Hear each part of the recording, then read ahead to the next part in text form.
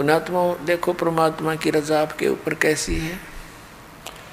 थोड़ी सी गर्मी होती है, परमात्मा बच्चा अपनी प्यारी आत्माओं के अमृत बरसा देते हैं, ठंड सी कर देते हैं कि ताकि ये बच्चे परमात्मा की मेरी महिमा को सुन लें। यदि अच्छी ठंड कर दी तो तुम सारे लटके लेने लग जाओगे, न पड़े बैठे बैठे सोओगे। तो जितनी आवश्यकता है उतना ही अपने बच्चों को डोज देंगे।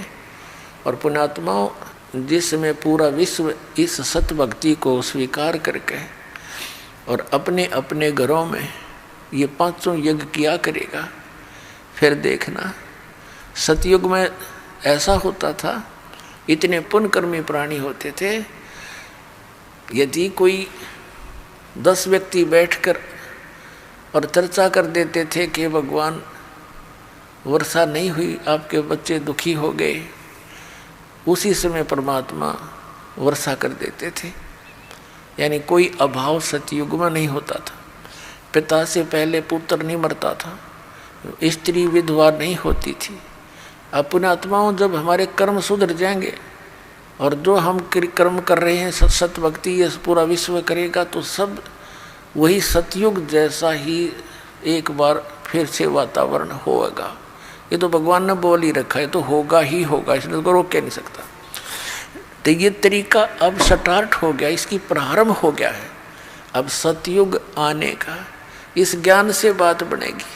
हाहाकार मची हुई है, भाई बहन का प्यार रहा ना माया माया दिखे हैं। सारा दिन दौड़ दौड़ में जीवन जाता है। 2 लड़कियां विवाह योग्य होगी, माता पिता की नींद हराम हो जाती है और उधर से रिश्तेदारों तक दुखी परेशानियां पैदा हो जाती हैं। तो एक ऐसा सिस्टम बनाया जाएगा, ये पुरानी परंपराओं को सेट किया जाएगा। ये हमारी भक्ति बाधक है। और ये तो एक जिनको ज्ञान नहीं वो करते हैं ये डीजे पीजे। बता, परमात्मा कहते हैं कि झूठे सुख को सुख है, यू मान रहा मनमोद, यू सकल से बिना काल का, कुछ मुख में कुछ गोद। अब जैसे एक लड़के का विवाह था, सारा परिवार डीजे का अगर नाचर बेगनतार रखा। अगले दिन वो बारात जा रही थी, जिस गाड़ी में दुल्हा था 7-8 उसके साथी थे। एक टैंकर के टकरा के मृत्यु को प्राप्त हो गए। 7-8 आदमी थे उस कार में, सारे मर गए अगले दिन। फिर समाचार पत्रों में उनके चित्र थे, उनकी बहनों के और माता पिता के रोते हुए उनके बाल पाड़ रहे थे, टक्कर मार रहे थे। अब बजा ले डीजे। ये नानक साहिब जी को कहा करते लोग कि आप कभी खुशी नज़र नहीं आते, मायूस से रहते हो। तो वो कहा करते, ना जाने काल की कर डारे, किस विध ढल जा पासावे, और जिन आते सरते मौत खुड़कती, उन्होंने केड़ा हंसावे। या ना जाने कब के बिजली गिर जा, अरिया डांस से नाचे। ये तो शराब नशे में कर सकता है ये आदमी ऐसे काम, होश हवास में ये गलती नहीं कर सकता। विशेषकर भगत तो कर ही नहीं सकता। और भगत होकर ऐसा करता फिर उसका भक्ति का कोई रंग चढ़ा नहीं, वो तो संसार के ही रंग में रंगा हुआ है। तो नानक साहिब जी से फिर पूछा करते थे, हे भगवान, क्या आप कभी प्रसन्न नहीं होते, आप कभी खुशी नहीं मनाते? आदरणीय नानक साहिब जी कहा करते कि साध मिले साढ़ा साधी होंदी, विछड़ जा दिलगिरी वे, अखदे नानक सुनो जहाना, मुश्किल हाल फकीरी वे। कि जब सत्संग होता है, सत्संग क्या करते थे नानक साहिब जी, कहते थे जब सत्संग होता है और मेरे बच्चे वापस आते हैं तो मुझे खुशी होती है।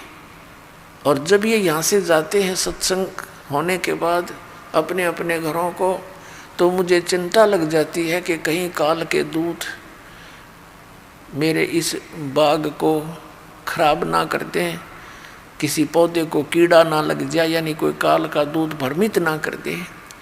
क्योंकि नानक साहिब जी के विरोधी बहुत थे, पूरा हिंदू समाज विरोधी था, सब ब्राह्मण विरोधी हो गए कि तो ब्रह्मा विष्णु महेश को कुछ नहीं समझता, इनसे ऊपर भगवान बताता है। तो कहते थे कि जब ये मेरे बच्चे वापस आ जाते हैं साधु संगत, तो मेरी खुशी का ठिकाना नहीं रहता कि ये बचे हुए हैं काल के दूतों से। तो कहते थे साध मिले साड़ी शादी होंदी, ये भक्त आते हैं, सत्संग होता है, वो हमारी शादी है, विवाह है, वो खुशी है।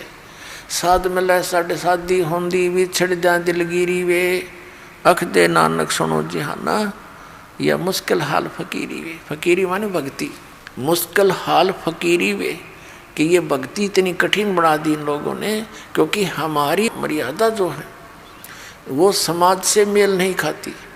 और समाज से मेल ना खाने से अन्य समाज के लोग हमारे भक्तों के साथ एक विशेष वाद विवाद करते हैं, और कुछ कमज़ोर व्यक्ति के भक्त समाज लोक लाज में आके और मर्यादा तोड़ देते हैं। मर्यादा टूट जाने के बाद फिर परमात्मा साथ नहीं देता। तो पुण्यात्माओं, हमने इन सब व्यवस्थाओं को सेट करना है। बुद्धिमान समाज है, कोई किसी के ऊपर जो दास नियम बताता है, ये कोई थोपे नहीं जाते। ये विध, इसको पूर्ण ज्ञान के साथ आपको बताया जाता है कि ये करने से हमें भक्ति में यह हानि होगी और ऐसा न करने से हमें ये लाभ होगा। तो फिर बुद्धिमान समाज इसको स्वीकार कर रहा है। छोटे छोटे बच्चे भी आते हैं, कहते हैं जी मेरे पापा ने मेरे से बीड़ी मंगा ली, बंडल मंगा लिया, बहुत रोते हैं, मेरा नाम टूट गया। पापा तो बीड़ी पीवे और पुत्र माँ के साथ आकर ऐसी अच्छी शिक्षा ग्रहण करता है, तो उस पापा को भी समझना पड़ेगा एक दिन, और वो छोड़नी पड़ेंगी सारी बुराई। एक कह रहा था व्यक्ति ने, बोला मेरे को तो इस मेरे पुत्र ने लाइन पर लाया,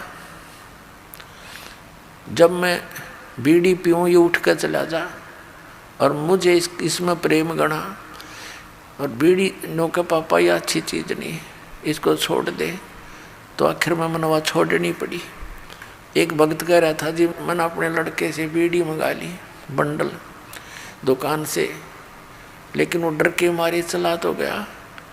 दुकानदार से बोला अगले एक थैली लेगा साथ में या पॉलीथीन की, नो बोला इसमें डाल दे, मैं ना हाथ लाऊं इसके, और नो लटका के ले आया।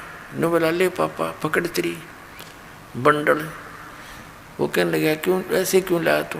अगर मेरा नाम टूट जा, 5-6 वर्ष का लड़का था, मेरा नाम खंडित हो जाएगा, जा हाथ लग गया इसके। तो वो बुद्धिमान व्यक्ति था, वो भी कहने लगा उस दिन मेरे एकदम जैसे घड़ों पानी पड़ जाया करे।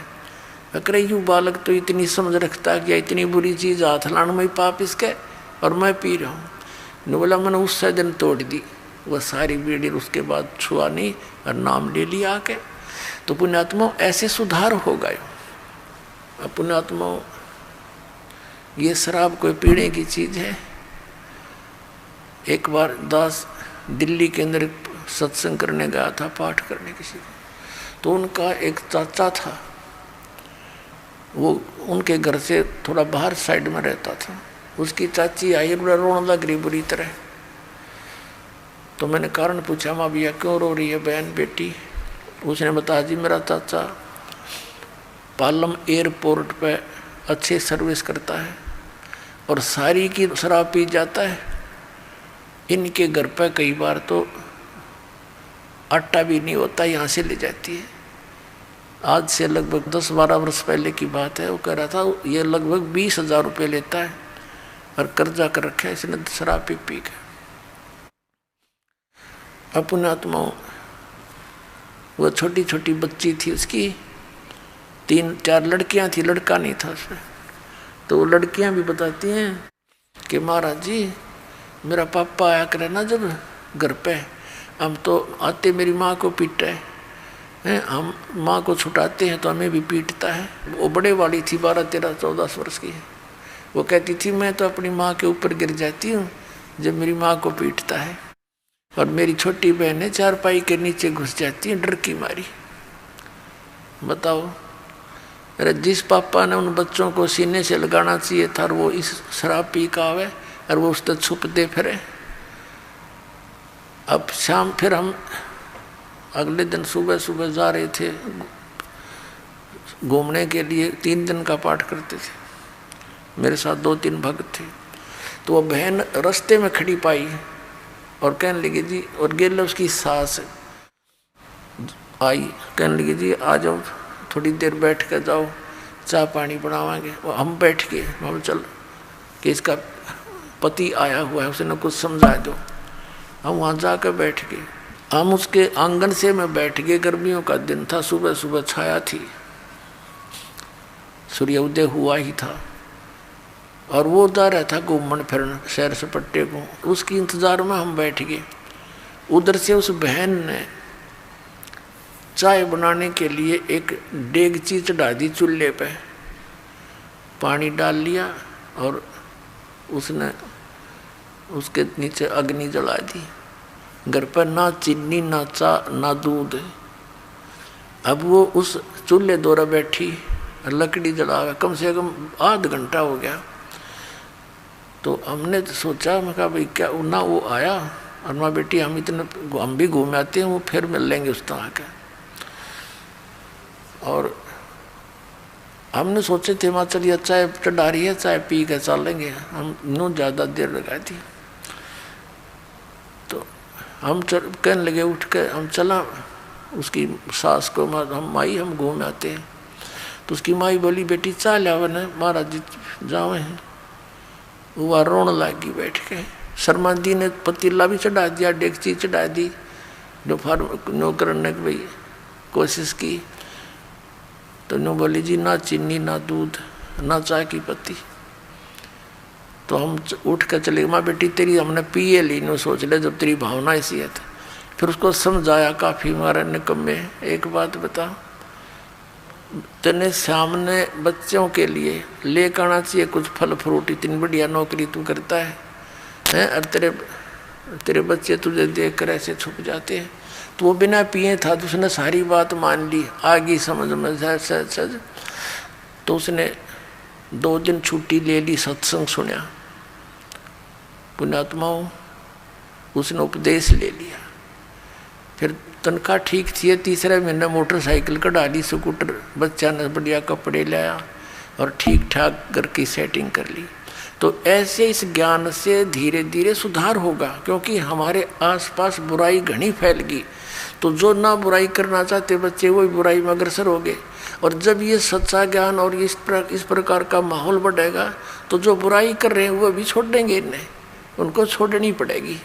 या कोई कर्ण का काम है, नाश करण का, इज्जत नहीं, गली में पड़ा पड़ा कुत्ते मुत्ते उसके मुंह पे, ऐसा बुरा हाल।